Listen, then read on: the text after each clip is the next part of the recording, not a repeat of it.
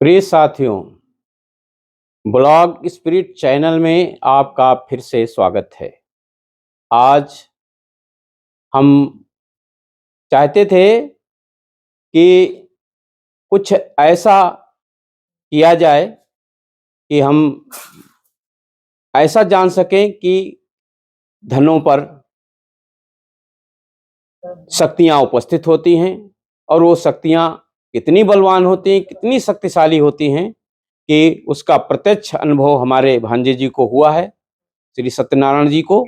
और मैं डॉक्टर रामकिशोर कटियार उनसे वार्तालाप कर रहा हूं। कृपया उनके हिसाब से उनकी जुबानी सुनिए। धन्यवाद मामा जी, आपने जो हमें बताया तो हमारे साथ जो घटना घटी है उसके बारे में हम बता रहे हैं। मैं भी माता जी की पूजा करता हूँ। मैं धन के चक्कर में नैनीताल के पास एक बरहनी क्षेत्र पड़ता है, जंगली क्षेत्र है सरदारों का। वहाँ मैं ये गड़ा हुआ धन के चक्कर में गया था।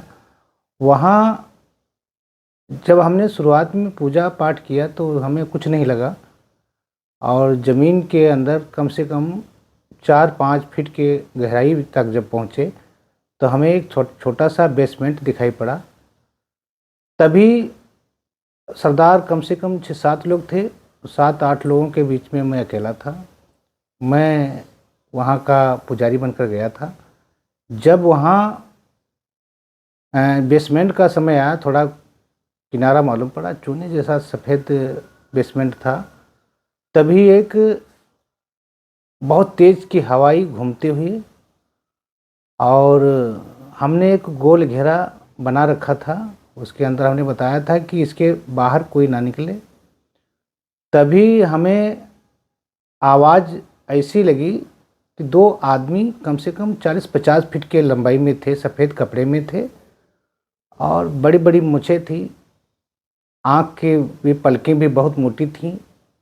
बहुत शरीर विकराल था, सफ़ेद वस्त्रों में थे।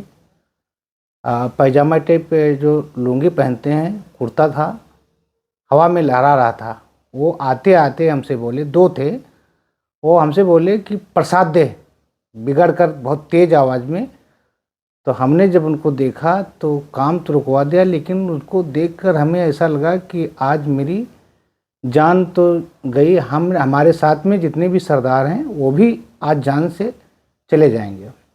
बहुत हमने माता जी की पूजा अर्चना की, लेकिन उनकी डांट में हमारे शरीर से पसीने से लथपथ पूरा शरीर भीग गया था। ऐसा लगता था कि हमारी आज नैनीताल से, उत्तराखंड से अपने यूपी नहीं पहुंच पाएंगे। मामा जी, हमारे साथ तो ऐसी घटना हुई कि उस समय वो जो प्रसाद मांगने लगे तो प्रसाद के साथ में हमारे पास कुछ बचा भी नहीं था। प्रसाद हमने पहले ही चढ़ा दिया था, लेकिन लौंग थे। जब उन्होंने लौंग मतलब हमने सोचा कि लौंग के अलावा मेरे पास कुछ नहीं है, तो हमने एक जोड़ी जब लौंग उनके आगे बढ़ाया तो उनके हाथ कम से कम 10-12 फीट लंबाई में थे। हमने डाला, पता नहीं उनके हाथ में गिरा होगा या नहीं गिरा होगा। दोनों को बारी बारी से दिया, शरीर से पसीने से लथपथ।